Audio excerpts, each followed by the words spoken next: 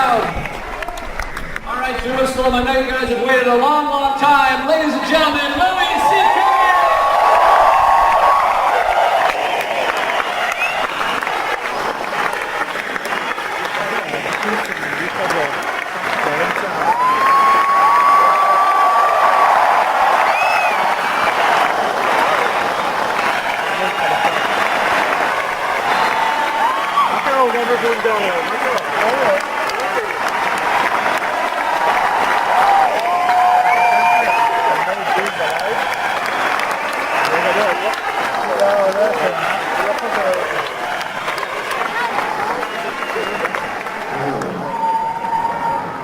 Shalom, everybody.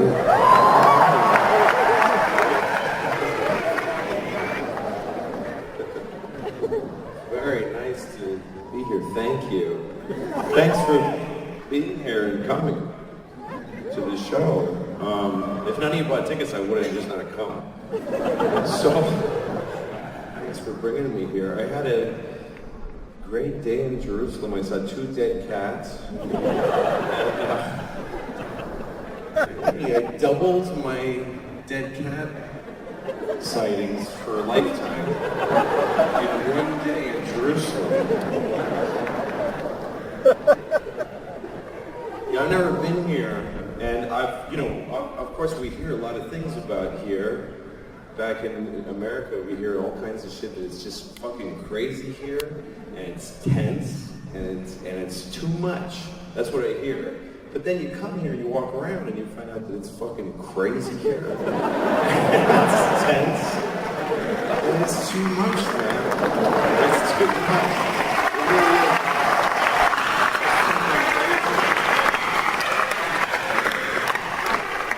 Some people told me not to come. Some people said, don't go there because we're mad at them. And we're going to fight, but they hit us. And I mean, look, if I was to decide to never play in a country that inflicted harm on anybody else, I wouldn't play America. That's for fucking sure. I wouldn't do one show in America. We've got a complicated history.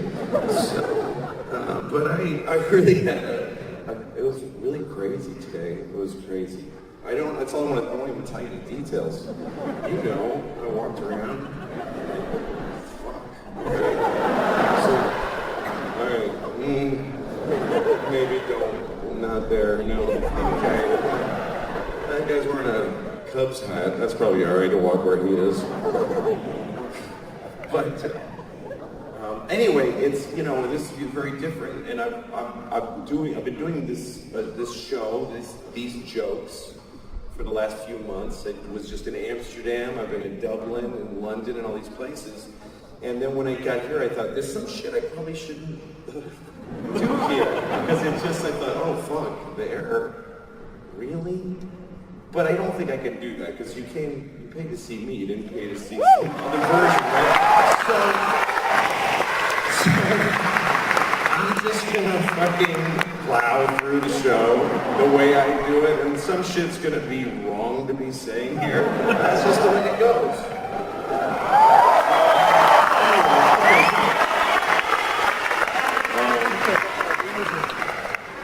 So the thing about the fucking Jews. I'm just kidding.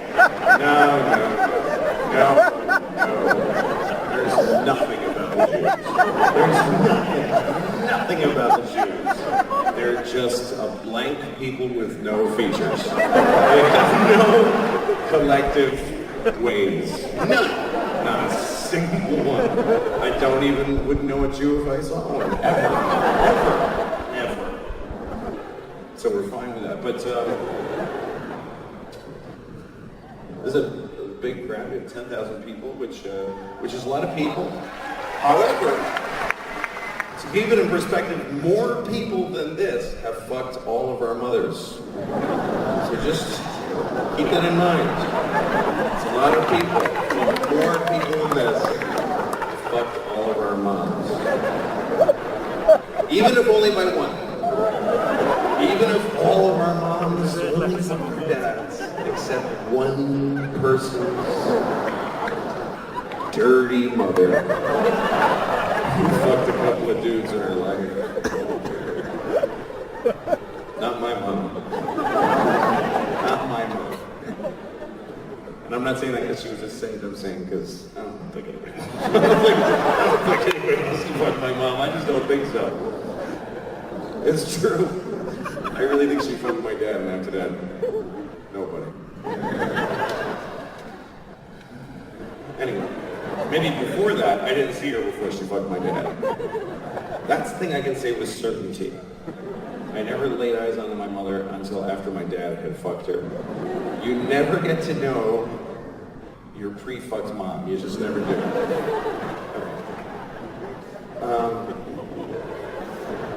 Today was a very lovely day. I don't like a nice day, personally. I don't. I like a shitty day, because a nice day puts pressure on you to do shit. I like a shitty day. I just go like, I would totally be out there. I would be helping folks. And I took a long nap today. I took 2 or 3 naps, actually. I take a lot of naps. I love naps. They're my favorite thing. At least they're big. Well, yeah, you like naps. For me, are better than sex even, because sex is great, but sex is complicated. I never had a nap where I was like, why the fuck did I do that? That was stupid. Oh, shit. Can't go to that restaurant anymore, that's for sure. And a nap is always 100% successful. It's not much. Here's what I love about naps. A nap is like you get to kill yourself and take it back. How great would that be? How much do you wish you could just be like, I just want to fucking kill myself right now, but then I want to do other stuff after. Suicide is a shocking notion for younger people. I'm 48, I'll flip through the brochure, I don't know, I'll consider it. It's on the table. People say like, well, you shouldn't, like when you go to a therapist, they ask you very carefully your first day, have you had thoughts? Suicide? And I'm like, yeah. So, that's the fucking question all day. I mean, the human race is made up of people who didn't kill themselves today. That's who's here. Are people who are barely choosing to keep going.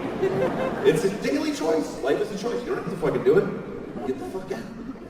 That's why I hate vampires. I know they're not real. But I hate vampires. Because they're annoying. Vampires always complain about their immortality. They're always like, oh, you don't know what it's like to live for centuries with no peace. Dude, go outside in the sun. Or shut the fuck up. You can go outside. Well, yeah, I thought so.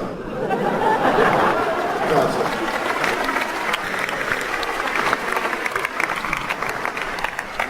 People choose life, as most people choose to be alive. I mean, that doesn't make any sense. Yes. Everybody who's here has chosen to be here. 100% of people didn't kill themselves. Except for the ones that did, and they don't count now. And it's interesting because life gets miserable. Life gets shitty, and still folks do it. Folks would rather live the shittiest life you ever saw than end it. It's a really interesting thing. You ever look at somebody on a street and you're like, fuck, I don't know how. How is he keeping being that? You're at a red light in your car, you look in the next car and you're like, oh fuck, I don't know. It's just some guy. He's got shit in the car. His window's a garbage bag that goes. What is holding up his suicide? What is keeping him going? And more interestingly to me, what would it take? What would it take for this guy to stop? Both windows are garbage bags? Like, what's the... Most people choose life, even though, running away will not solve your problems. That's the truth. But killing yourself solves all of them forever. It even solves world problems for you. What about ISIS? Kill yourself. Then we'll never get you. It's true. If everybody was afraid ISIS committed suicide, then they fucking lose. ISIS loses because they live in a world of people that don't give a shit what they're doing. We're gonna cut his head off. Go ahead. It's not fun now.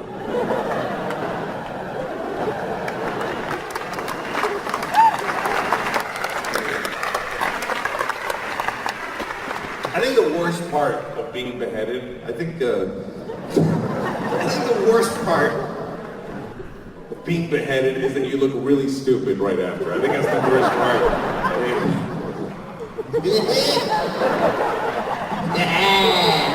Body anyway. It's fucking stupid. Yeah. If you get kidnapped, you should shave your head because they want to be able to do it, but then they can't. It's just kind of cool.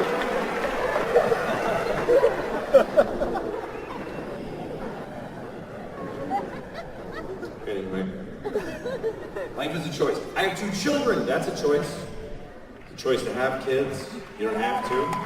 You can not have them. And then after you have them, you don't have to keep them. You don't. I choose to be a father every day. I could stop. I could walk out. I could drown my kids in the tub.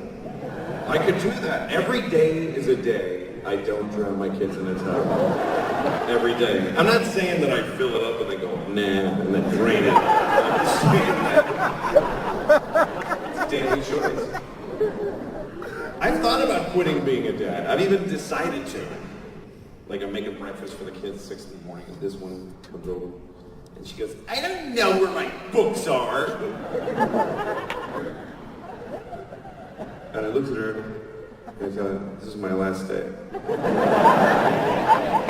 I'm going to feed you and take you to school. That's the end of our relationship. And I felt so good. It felt so fucking good. And it got me through the rest of the day, so I kept going. I wish I was a better person because I'm a father. When you don't have kids, what's the point of anything? I don't know. Just fucking maraud and kill and steal and when you're not. But when you have kids, you want to be a better person. Because I wish my kids had a better person as a father. That's the way I always think. Although they don't know me. They know me as their dad, but they don't know me. Who I really am is none of their business. Seriously, if you're a parent, if you're a good parent, your kids don't know you. They just know that party that, hey, you hungry? That's it. That's all they have to know. Kids don't know their fathers. Ask any kid, what's your father like? He's tall and he has the keys. It doesn't matter. I do have rules in my house, but they all pertain to my behavior. Like I have a rule that I don't curse around my kids. I don't use bad words around my kids. That's the rule, but it does happen sometimes I break the rule. In a tense moment or something stressful, you know? And you say something you wish you hadn't said. Like the other day I was making dinner for my kids, and I gave my daughter a bowl of soup, and I said, here's your fucking soup. But you can see how that was stress. You can see how that was intoxicating. My kids are really smart. They're smart. We were listening the other day to the radio. During breakfast, we're listening to public radio because we're better than other people. So we listen to public radio. It's a smart.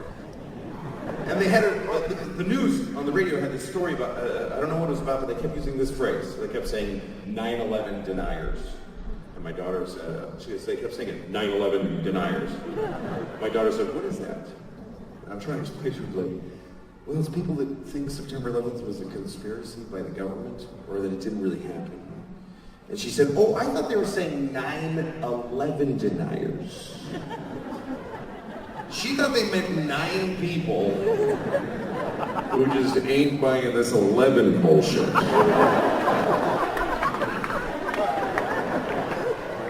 It's kind of a small fringe group. There's only 9 of them.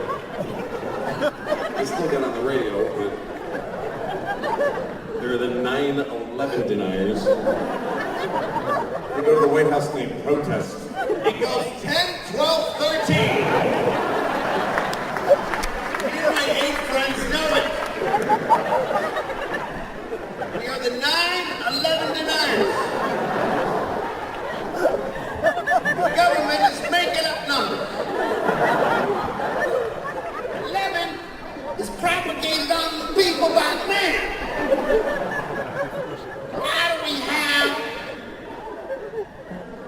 13 and 14 and 15, and we do not have a 1 team. The government stole 1 team and 2 team, gave us some bullshit. About 11 and 12. Now the fucking lying bitches.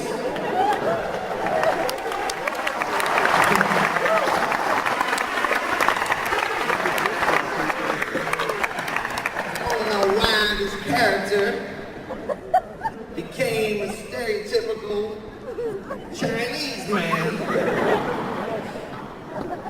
That's right, I'm Chinese, motherfuckers. I lived in Beijing, Hong Kong, motherfucking Shanghai and shit. With the chopsticks and whatnot.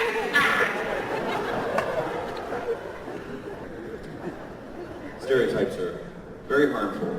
But the voices are still funny. It's kind of hard to reconcile. I grew up in the 70s and there's always funny racial stereotypes. And I laughed because I like the voices. And then I found out they were offensive. I couldn't laugh at them anymore. I used to do it for my daughters when they were little because they didn't know it was bad. I wouldn't say I was doing a race. I would just do the voices. They liked them. Daddy, do the friendly man again. You want me to do the friendly man? We love the friendly man. We love little white girls too. Let's have some friendly. Don't tell you teach about the friendly man though. Imagine liberal teachers get bubs. Daddy, be the quiet man. Will you like the quiet man?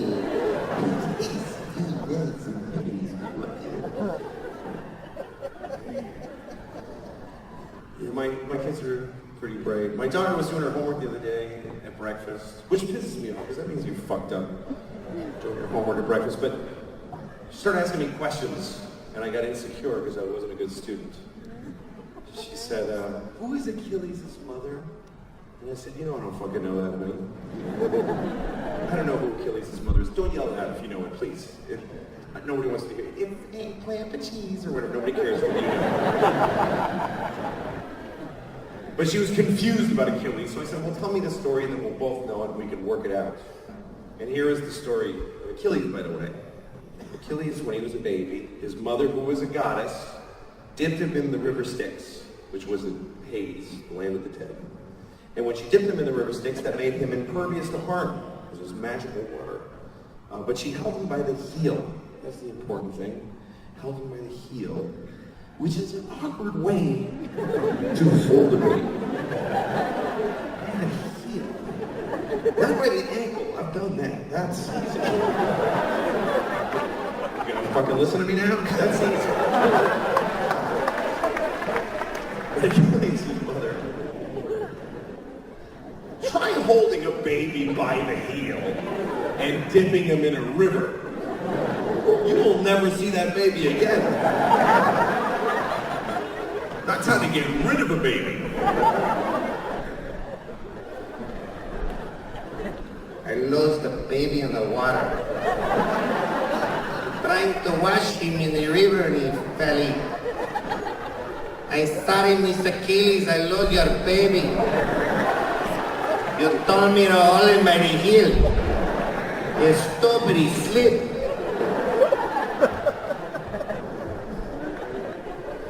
Achilles' Mexican nanny. It's a lesser known character in the Iliad. Very important. You should go look it up.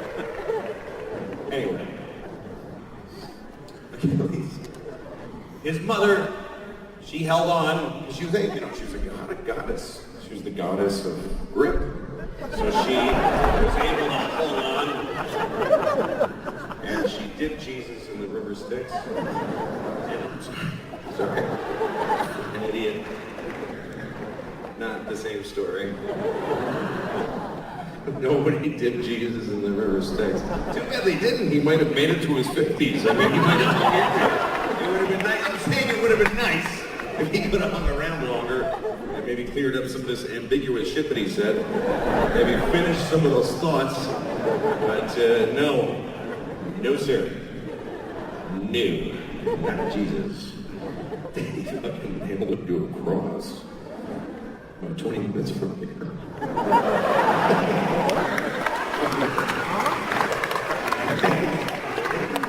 Man, nobody quite got over that, but nailed him to a cross.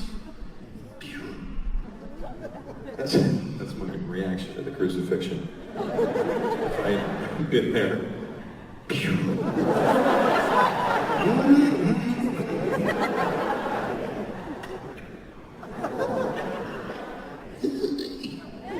They nailed that fella to the cross.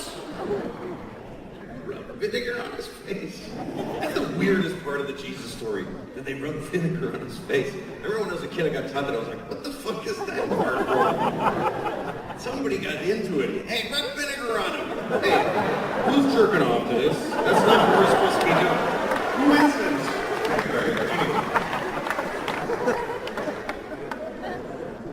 Achilles' his mother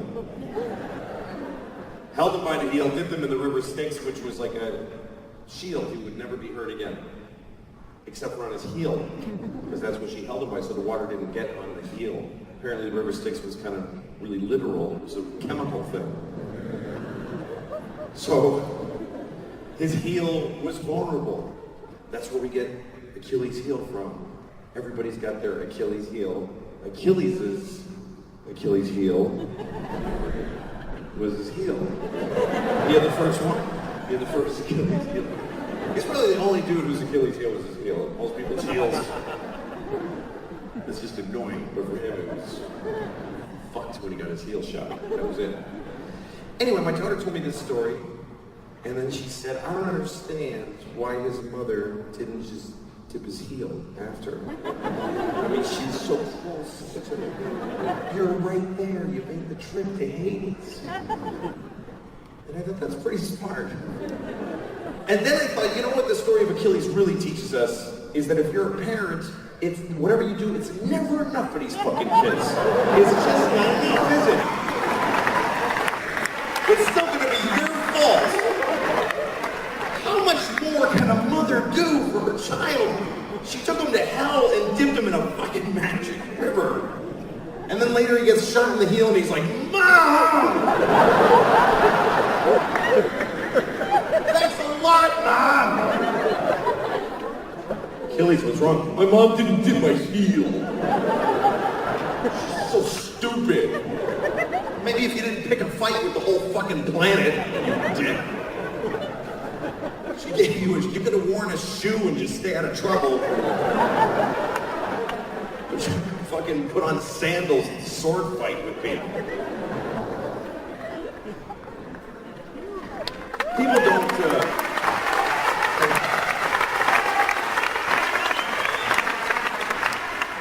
people don't respect their parents. People use their parents. Even later in life, even people who have parents who are suffering, when they talk about their parents suffering, it's always part of their own story. Like, you know when you hear an interview with an artist, and they're like, my mother was in a wheelchair, and I feel that's what gave me the strength to play the tuba for the world. Fuck you, that's your mom's story, not yours. I was talking to this person who was really annoying once, and he was talking about his mother. He's like, my mother's very important in my life. I realized recently that she's getting old, and it's like freaking me out because, like, what if she dies? Like, I don't think I can handle my mother's death. I was like, well, you should kill yourself because that's the only way to be sure to handle your mother's death. It's like, I'm not gonna kill myself. Guess you don't love your mom that much, then. I saw a football game, and one of the players, he scored a lot of shit, so they talked to him, and he was very emotional. He said, my mom died last year, but I know she was watching my game from heaven tonight. And I thought, dude, why don't you leave your mother alone? She's dead. When is this shit over? When is being a parent fucking over? Even after you're dead, you have to go to their games still. You still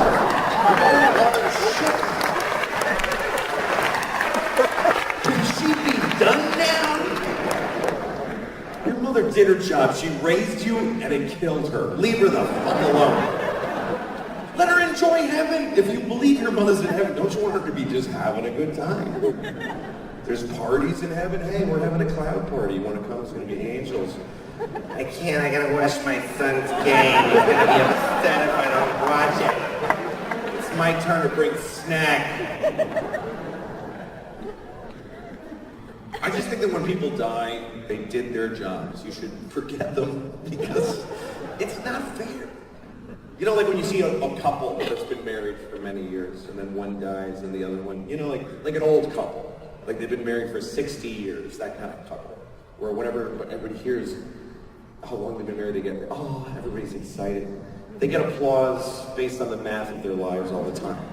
You know those kind of couples? How long you've been married? 60 years. Oh! Isn't that wonderful? How do you know? You just know how long it's been. For 60 years, every morning he tells me I'm a piece of shit. Isn't that wonderful, everyone? You know that kind of couple, they got married 60 years ago in black and white in some fucking place now. They just walk slow together somewhere nobody walks.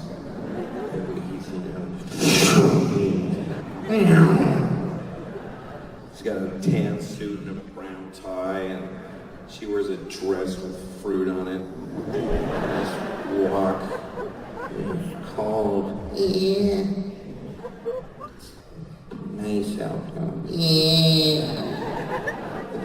Go get a cracker somewhere. Okay. And then one day, usually he dies first.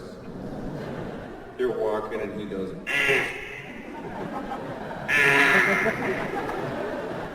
Richard! Richard! and he dies.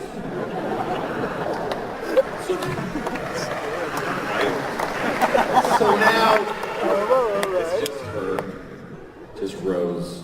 She's alone. She just stands in her house.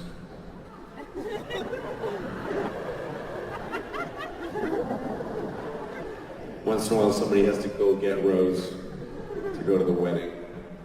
Somebody's got to go in her house. Hey, Rose. Oh, fuck. Hey, Rose. Nadine's getting married, remember? Doesn't matter, just come on.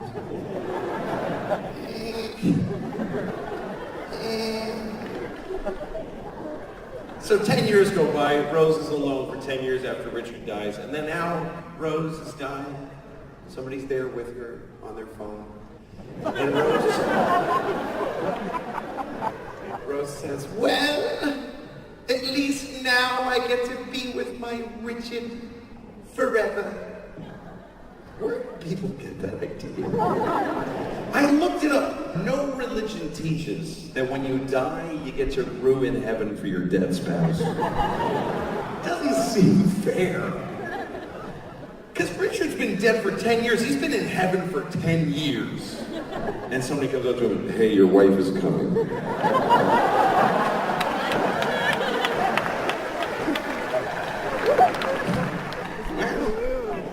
Excuse me, what did you just say?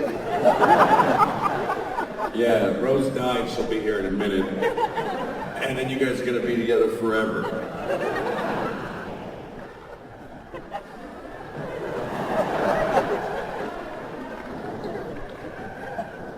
I was married to her for 60 fucking That's how I got here.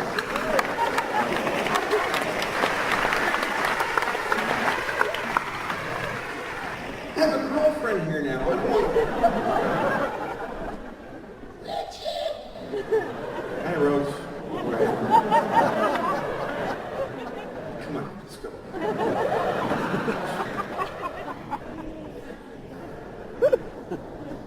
Marriage it's a tough thing, being married.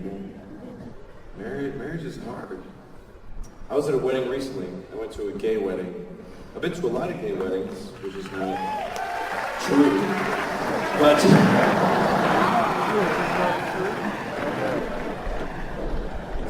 It's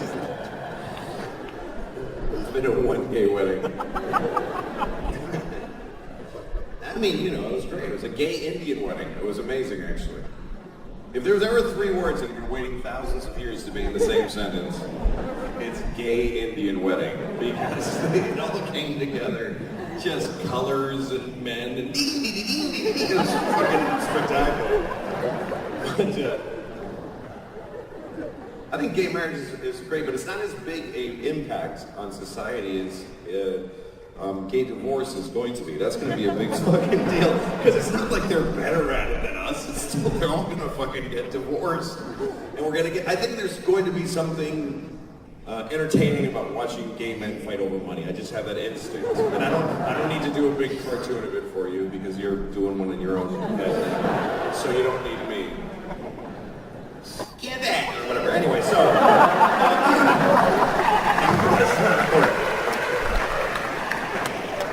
But I've been to one gay wedding, and I've been to really two weddings ever. My own and the gay one. And the one that shouldn't have happened is mine. Because we got divorced. It was shitty. It was awful. But that's, everybody's in a shitty thing. That's the way life is. You're either alone or you're in a shitty thing. You're with somebody in a fuck. I mean, that's as universal as life gets. You're either by yourself or you're in a thing and you're like, oh, god damn, I can't fucking, I don't know, I can't get out, I can't get in, it's fucking awful. The only thing that can console you is that everybody's the same. You look at other people, you're like, they're so happy. No, they're not. No, they're not. Ask anybody, hey, how's it going with Monica? It's going great. Ask him 3 more questions, he'll start crying. Any 3 questions. You guys get along? Yeah. Yeah, you like her parents? Yeah, I like her parents pretty good. Does she like your parents? I mean... it's hard because my mom's really important to me.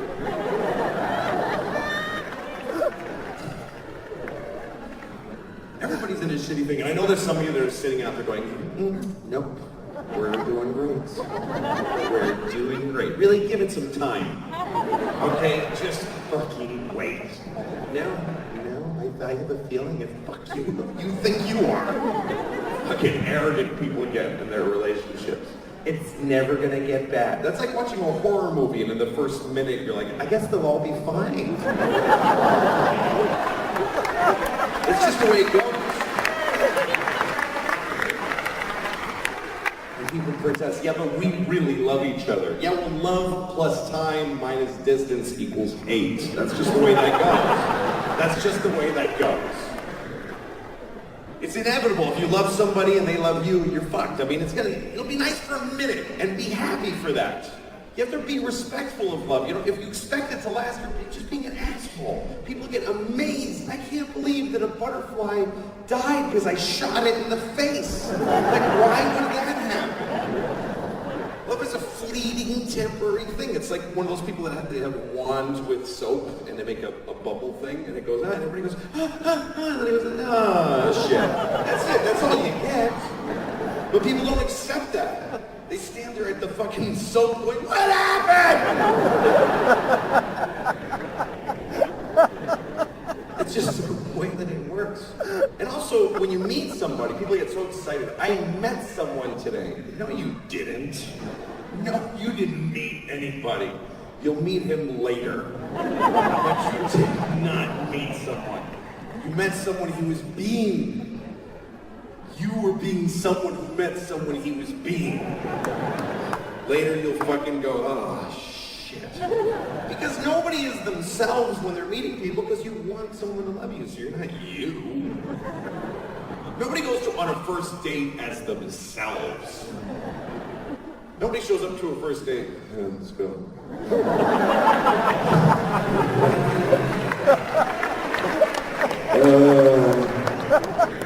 Fuck, I feel like shit. I'm just fucking tired, you know?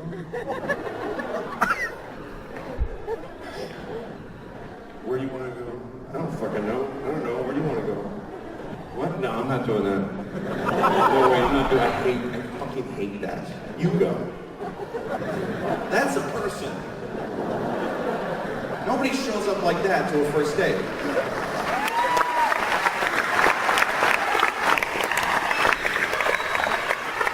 People show up to a first date as something they couldn't possibly sustain. Just an impossibly crisp.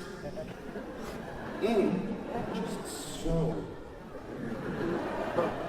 Yes, I always put on really well thought out crispy every minute. I sleep in a fucking tuxedo, are you kidding me?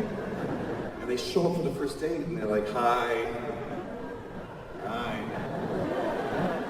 Ready? Why are we laughing? There's nothing funny, but let's laugh all the time.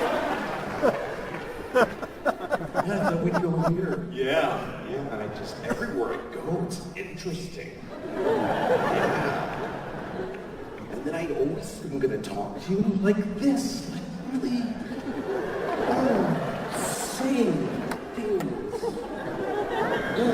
Yes, that's all the time. And then I'd listen to you like this, like, really,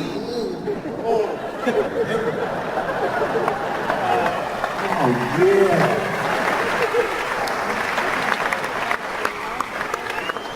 And I remember all the things you told me. All of them. 3 days later, you're like, hey, when I was talking to my niece, you mean Jenny? Yes, you remember. Yeah. So I remember, I jerk off to all your family's names and where they live. Oh, yeah, Nana from Michigan. It's all I give a shit about forever. It's never gonna change.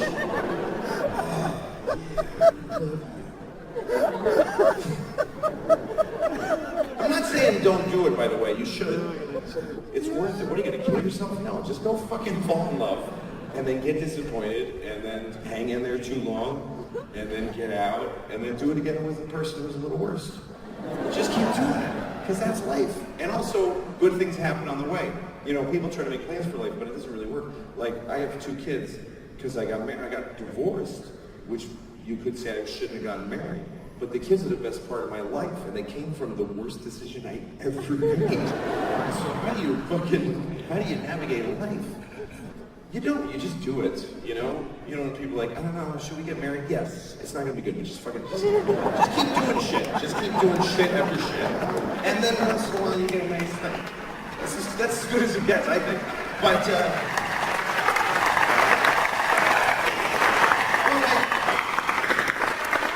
people try to figure life out, like, when should we have children? You just don't know, because you don't have them yet. You don't get to plan shit, because you don't know what it's like yet. People that are young couples that have decided to have children, they just sound dumb, because they don't know what the fuck they're talking about. They're like trying to decide, should we have those ghosts over for dinner? And what should we serve them? You don't fucking know. Young people are always like, we've decided to have kids because we decided now is a really good time. You're not gonna have kids now, stupid. I hope everything stays just like this for a year, because that's how long it's gonna take to actually have. It's not like you go, we should have kids. Yeah, here we go. You can't. Me and my ex-wife had kids. I mean, when she was my wife, we didn't break up and then have kids. We had kids because she really wanted children, and I just didn't want to get yelled at. That was my problem. It's true. She was upset. She was yelling. I was like, okay, yeah, let's do it. It's so crazy that a human exists because I just had a weak will. Like life sprang from. Okay. I also thought we won't get pregnant.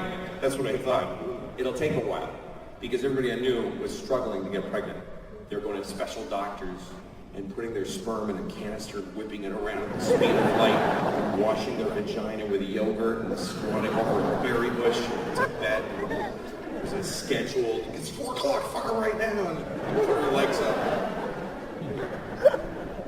All that science and no kids, they can't do it. There's only 2 ways to have kids. One is fuck your wife in her naked pussy. Just fuck her. Just go.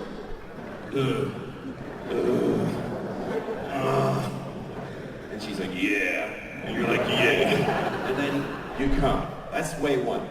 Way two is even more reliable. Just get a baby. Just get one. There's extra babies on the floor all over the fucking place. Just go to somewhere and look for a baby.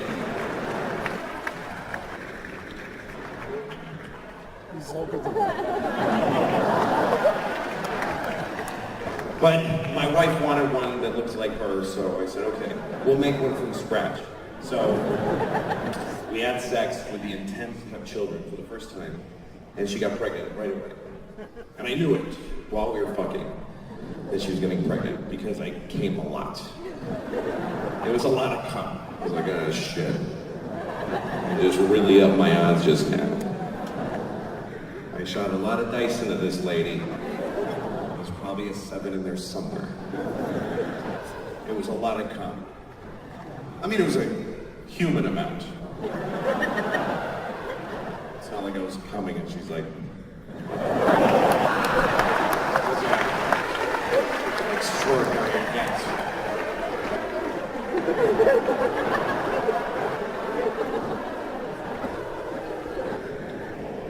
Roll her out of the factory.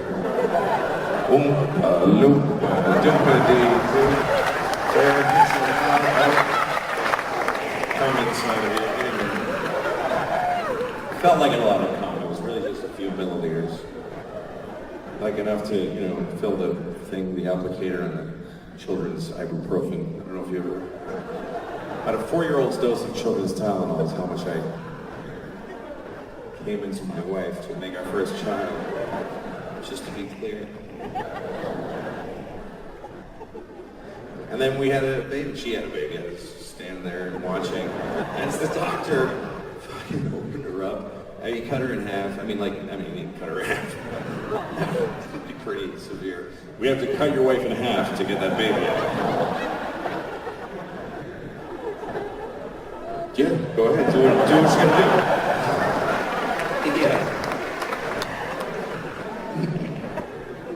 Reached in there. I remember it looked like the doctor was looking for her socks in the luggage that she didn't. I don't want to unpack. I just want one pair of socks. She took out my baby, and the baby's screaming, screaming, and they just start scrubbing shit off. It was fucking brutal. They're just, I'm like, that's my baby. They're like, shut up, we gotta get this thing, it's gross. And they're just scrubbing the baby's going, this baby hates being alive. This baby fucking hates being alive. If this baby could kill herself, she would fucking do it. If this baby had a gun, she'd fucking... That's why you never give a baby a gun. Never. Thank you very much. Worst day of my life. Anyway, my baby was screaming and crying, and I got really close to her because her mom was getting sewn up. There's no help there. I get right next to her screaming face, and I just said, "It's okay." And she stopped crying. And I went, "Oh shit. I am of use." That's what I remember thinking. I am of use. I never had that thought before then. I was like 30. All my thoughts before then were like, I don't think that chocolate was that good. I think that's all. I shouldn't brag about that chocolate. Anyway, now I have kids, and it has changed my life a lot, and I have a dog too, which was a mistake. I shouldn't have gotten the dog. Because we got this dog, we got a dog off the street. That's what you're supposed to do. It's like you have to adopt an animal who's been traumatized. Because it's had a terrible life and now it's going to eat your children. That's what my dog is out of her mind. She lived on the streets and shit happened to her and she can't talk about it. She can't tell anybody. Sometimes I walk in the kitchen and the dog's like this. Hey, you alright? She wakes up growling in the middle of the night.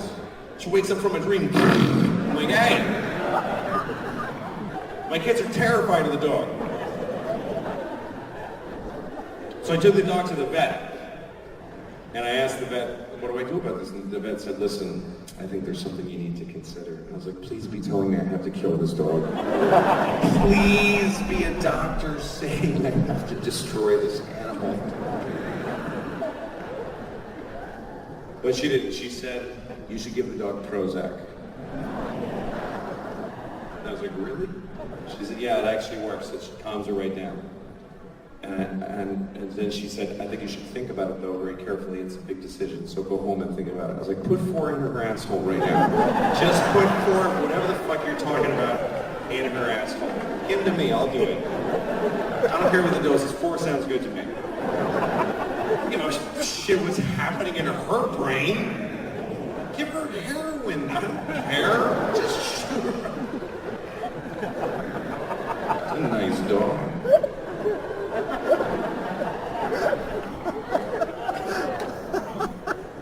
I'd love to have that dog.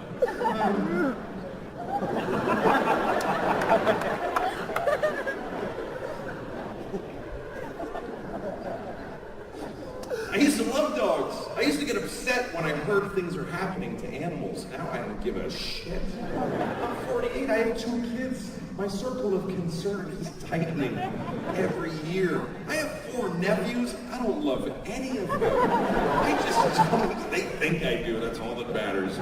I fucking don't. But animals, I used to really care. You know, like when I'd see one of those ads on TV. They have PSAs all the time in American public service announcements, and they show abused animals. They show dogs that have been beaten. They have like an empty eye socket, cast, and they're wet. They're always wet. I feel like they hose them down before they show you these dogs, and a voice comes on. Look at these dogs. These dogs are beaten every day. Please send us money so that this will stop.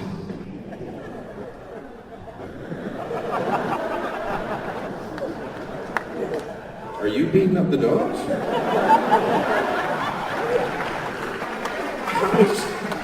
How's my money getting to that problem?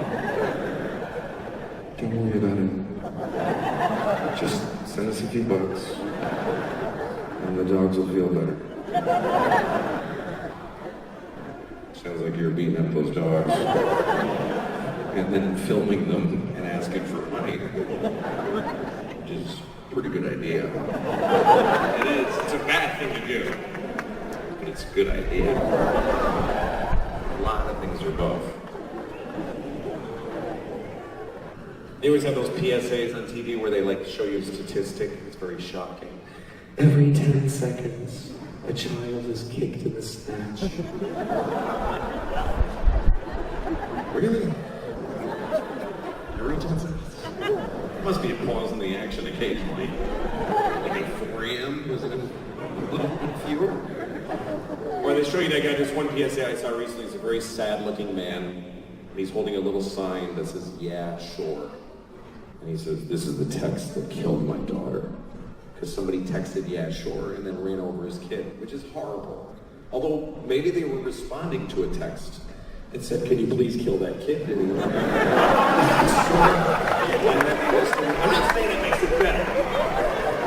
I'm just saying we don't have all the information.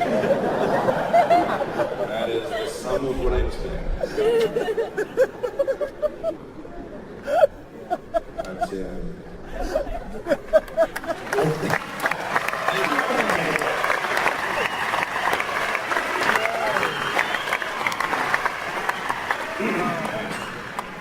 sorry, my voice is fucked up. Yeah, so, you know, life is a bunch of choices, all that, I already said that. And some of them, you know, like when I was a kid, when I was 12 years old, I discovered girls. That's a big moment in a little boy's life, when you go from just like race cars, and like today, okay, I ran by a bar mitzvah that was like on a corner. It's just running, and there's some people gathered, and there's a guy with a microphone, he's going, he's singing. And I'm like, is that a bar mitzvah? This is traffic. This is a bar mitzvah. This happened today, I swear to God. And there's this kid standing, this fucking kid. And the guy goes, so now he's a man. And I was like,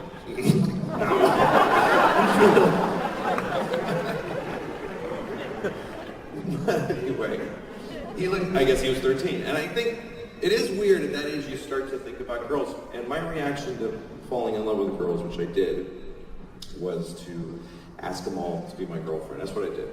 I had no fear. I would go up to the most popular girl in school, you want to be my girlfriend? And she's like, no. It's all right, I'm gonna jerk off to this later, it was fun. I had no problem asking girls out. I asked any girl out that I liked. And no other kids did it either. No kids asked girls out. And my daughters told me that kids still do this. The boy asks his friend to ask her friend to ask her what she would say if he asked her out. How do children just know how to do this complicated, like Elizabethan parlor thing? Please inquire after me. Were I to request her presence, what would be her answer? Indeed, my lady, we enjoy your company at the pizza place. And as well, may I finger her? You are bold, sir, and you may.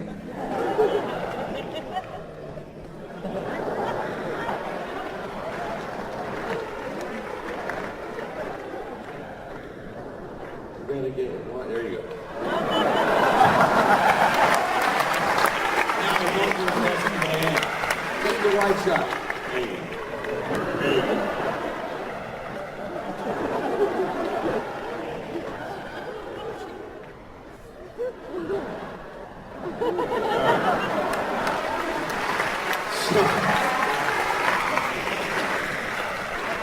I asked a lot of girls out, and they all said no, until I was in 8th grade, and I asked Rachel to the dance, and she said yes.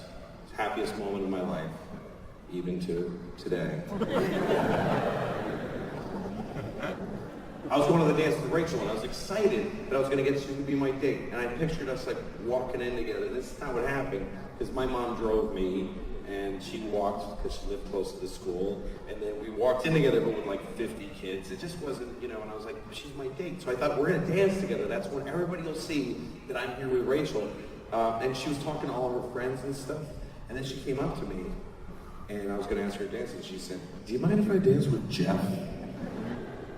And I said, sure. Because I'm 13, what else do I have? What other moves do you have at 13? What was I going to say? Do you mind if I dance with Jeff?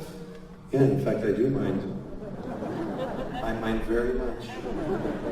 The fuck do you think this is, Rachel? You can come in here and dance with fucking Jeff? Is that what you think? You know what? Get your shit. We're leaving right now. Get your shit. Shut the fuck up, Rachel. I swear to God, shut your fucking mouth.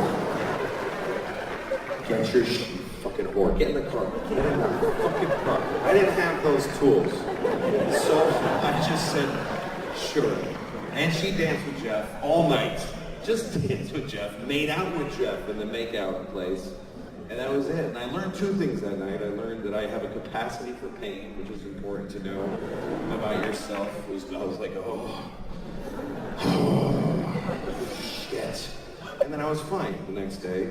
And then I also learned that that guy Jeff was really cool, because his point of view was, he's like, hey, you want to dance? I'm with Louis. It's all right, ask him, he'll be fine.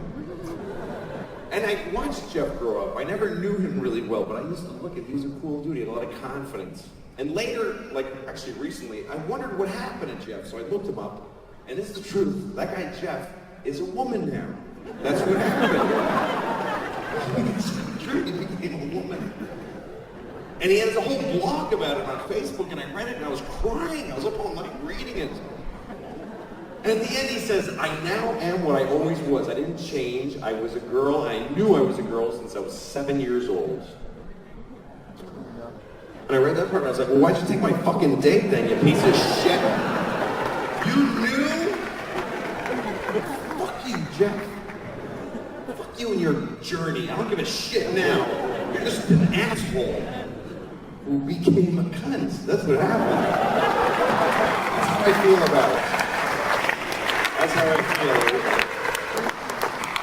Oh, I really envy transgender people, because they figured themselves out. Everybody is the wrong thing, but these people go, fuck, I got it. It's a great victory. I wish I could have some moment in my life where I'm like, I'm an owl. That's what it is. I just have to blink slow and eat a mouse. It'll be fine. Life gets confusing. I'm 48, which is a pretty good vantage point in life, because I can remember my childhood, and I can see 80. I can see me at 80. When you're a kid, you can't believe old people. You're like, how do you look at your own hands without screaming? Like, it's just inconceivable. But I can see 80. I got friends that are 70. I fucked a 60-year-old, so I'm kind of like, I've seen it. I felt the 60-year-old flesh. It was nice. It was particularly nice because she was 60. It was. You'll find out. Anyway. But life still gets confusing. Like that day I was watching. You ever seen Magic Mike? You ever seen that movie? Magic Mike. It's a movie about male strippers starring Matthew McConaughey and Channing Tatum. And I've never seen it. I haven't. I won't see it. I refuse to watch that movie, Magic Mike, because I saw the preview a bunch of times and I didn't like it. I mean, I didn't like it. It upset me that I liked it. Because there's one part I really like. This is one part. It's this part where Matthew McConaughey's got no shirt on, and he goes, "The law says you can't touch, but I think I see a lot of lawbreakers out there." It's just the way that slides out of him. I think I see a lot of lawbreakers out there. I just really like that part. And every time the thing comes on, I'm like, all right, hear that part. And then he says it, and I'm like, it's really good. That's really good, the way he says that. And then Channing Tatum comes out with no shirt on. He's like, I'm like, fuck! And I have to turn it off because I'm getting all turned on. And I'm upset. And then I'm walking around my house later, and I'm like, I'll say it again, too. I go up to my dog, but I think I see a lot of lawbreakers right here. And it's weird because I don't really do impressions, but I do that one pretty good because I think about it all the time. I'm not gonna watch the movie because I just know if I sit and watch Magic Mike, something's gonna happen. It's not even like a suspicion. I'm 100% sure if I watch Magic Mike, I'm going to have a gay orgasm. And I don't want one. I don't want one. I just won't ever do it. And people say like, you're suppressing. Yes, I fucking am. That's right. That's my right. Because that's about me. I wouldn't discriminate against someone for being gay, but I have every right to discriminate against my own possible budding homosexuality. I have every right to just push it down. Like it's a dude I'm trying to make lonely.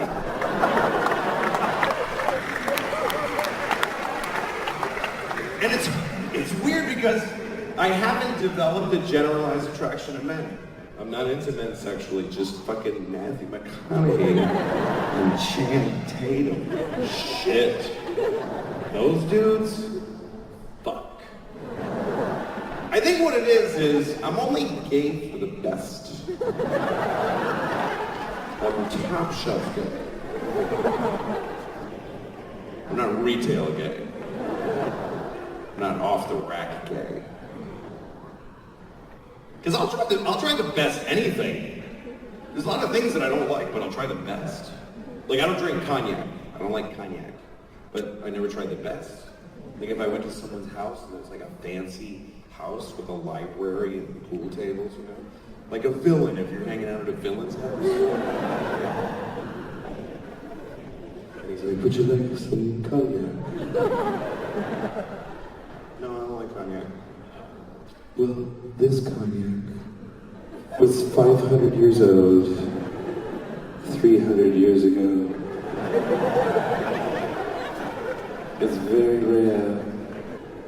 It's valued at $7,000 a glass. Yeah, I'll try that. That sounds good. For dinner, would you like to eat a live turtle? A live turtle? Yes. I don't think so. Well, this turtle comes from a tiny island in the South Pacific. He was flown here this very afternoon. He's eaten nothing but turtles his entire life. And he is the last of his species.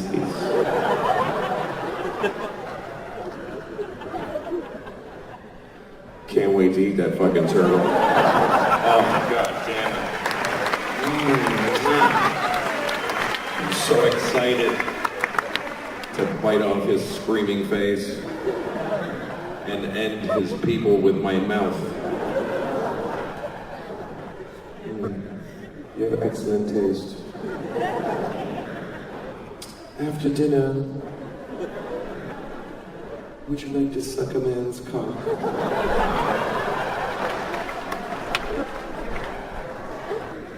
Listen, I've had a very nice time, but I don't want to be rude, but I'm not gay, so. Well, this man's cock. This man's cock has been soaking in olive oil since he was 5 years old.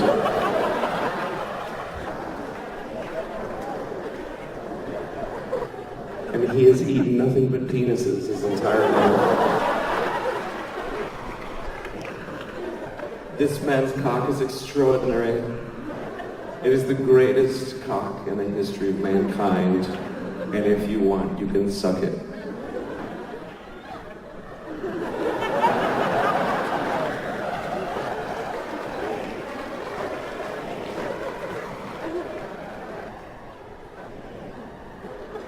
Can I see it?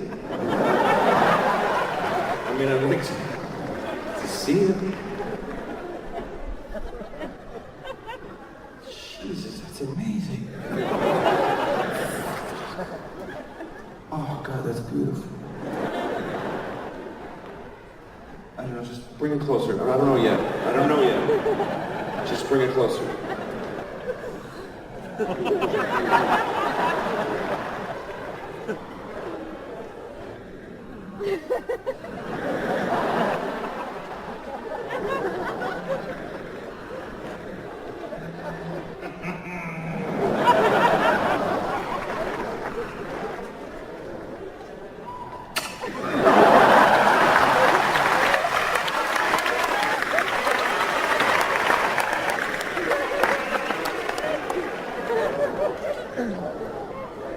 I think at that point you put it in your mouth at least, right? I mean, if you're this close to the greatest dick ever, and you just don't know if you want to suck it, put it in your mouth and then decide. Just so you have all the information. Just, you know what I mean? Just for a little 20 seconds. Yeah, that's too long, right? That's a long time. Think about that, 20 seconds. 20 seconds is a long time to have a dick in your mouth that you're ambivalent about. 20 seconds. This is 20 seconds with a dick in your mouth.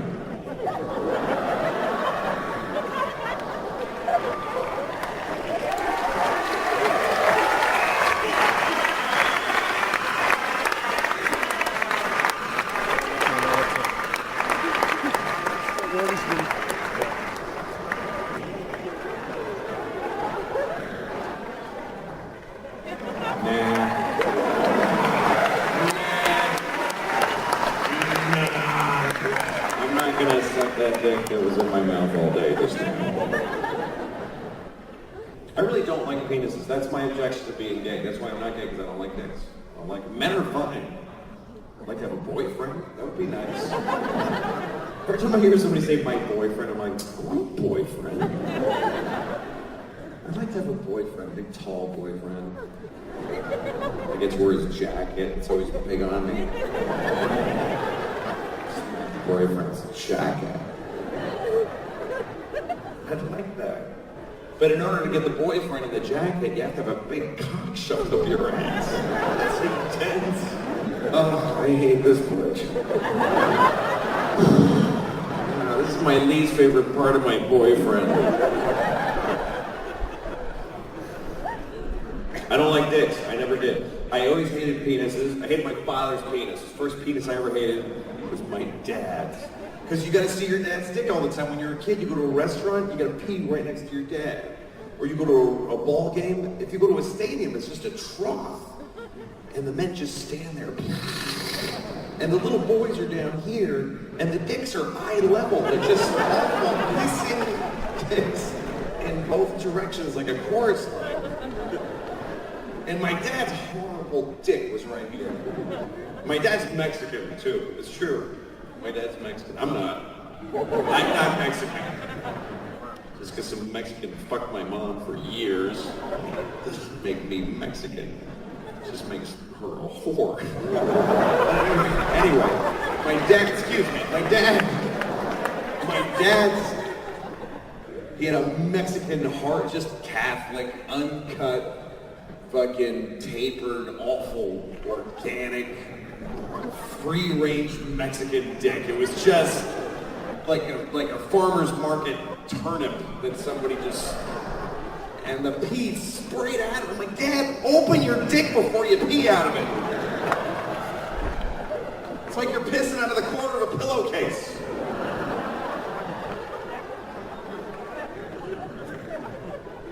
And it's weird because my dad has had a weird life.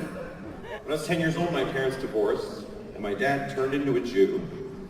And, well, I mean, he converted to Judaism. He didn't turn into a Jew. It's not like my dad one day was like,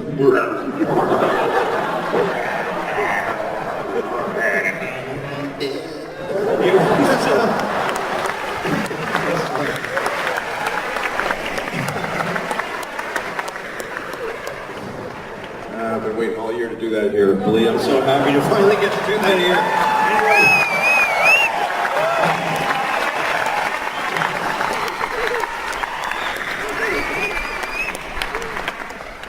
Yeah, it's true. My dad converted to Judaism.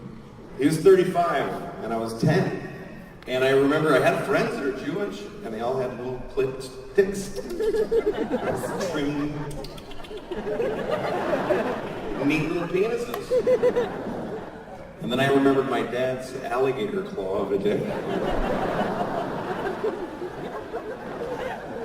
And I said, Dad, you didn't get circumcised, did you? As a grown man. And he said, yes, I did. I said, why? He said, because that is the covenant between my Lord and my people. I said, he didn't mean you fucking Mexican. What the hell is wrong with you? I have a weird family history. It's true, because my dad is Jewish, and he was raised Catholic in Mexico by his Mexican mother, my grandmother, my abuelita, who's still alive, 100 years old, and she's Catholic, goes to church every day, even though there's nothing going on, she goes.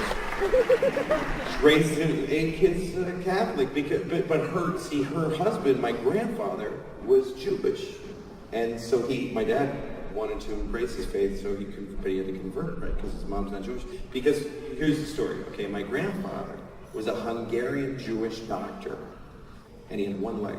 It's true. He was a one-legged Hungarian Jewish doctor, and he played the violin.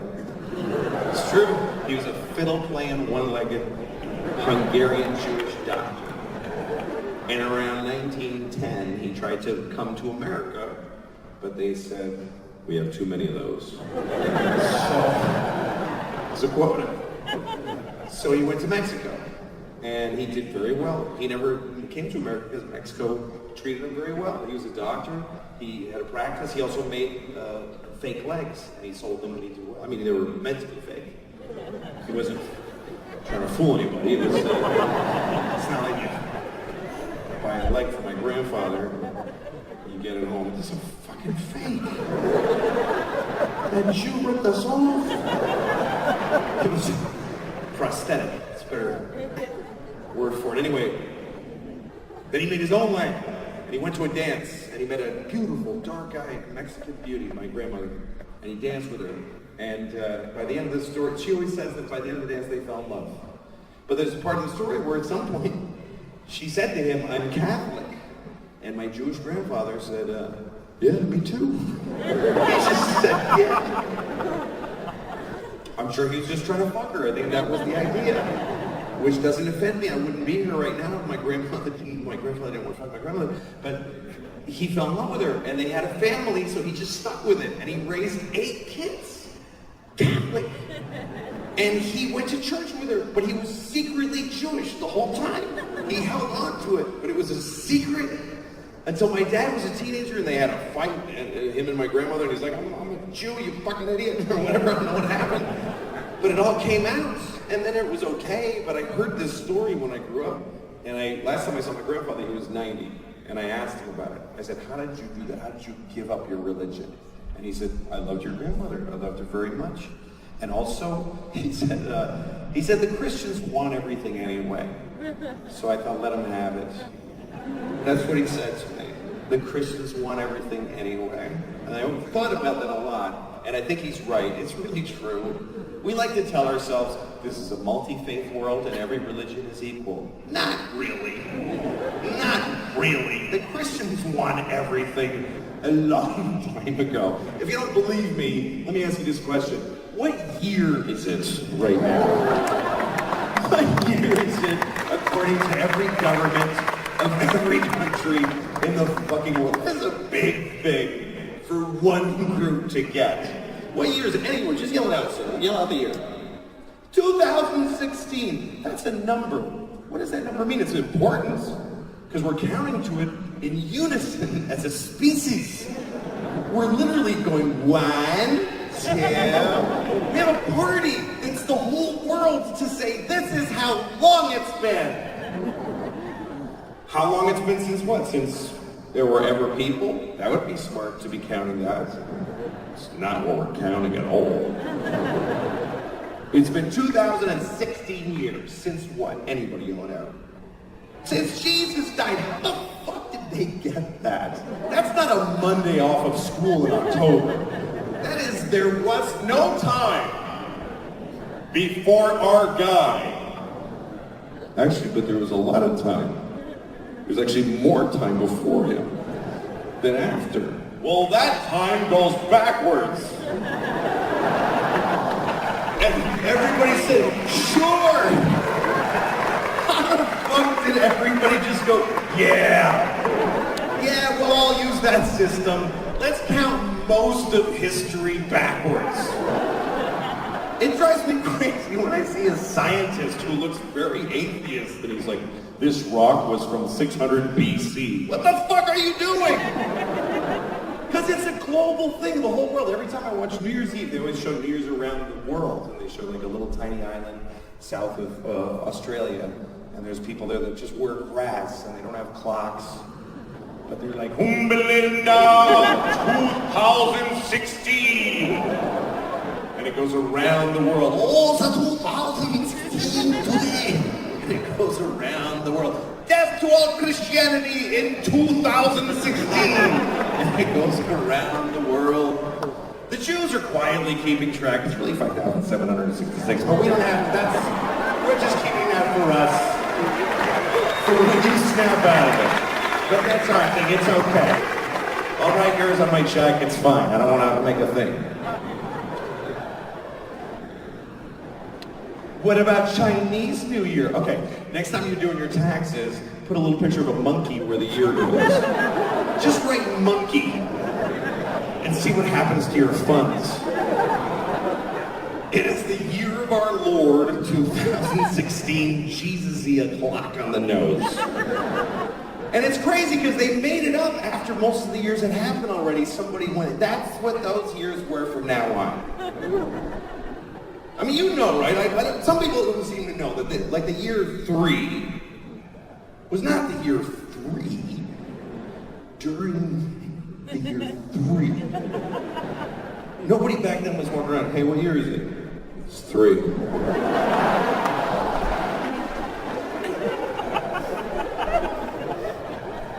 Yeah, but I'm 28.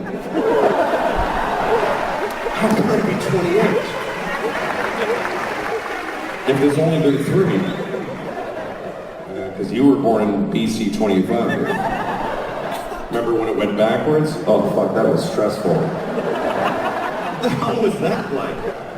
What year is it? 10. What's next year? 9. Oh, fuck are we counting down to?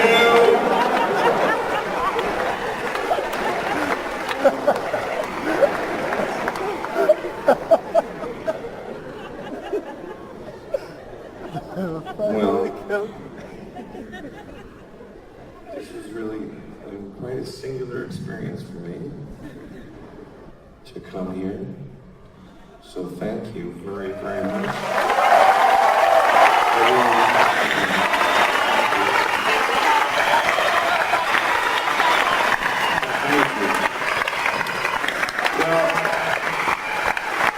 So you had a good time, right? You enjoyed it? Okay. So let me just ask you a question. How many people here, by applause, had in the last month at least one really shitty day? Just by applause. Okay. That's about 100% of you. But tonight we had a good time. So that just goes to show you, don't kill yourself. Thank you for coming, and please get home safe, and please be kind to each other. Good night, thank you.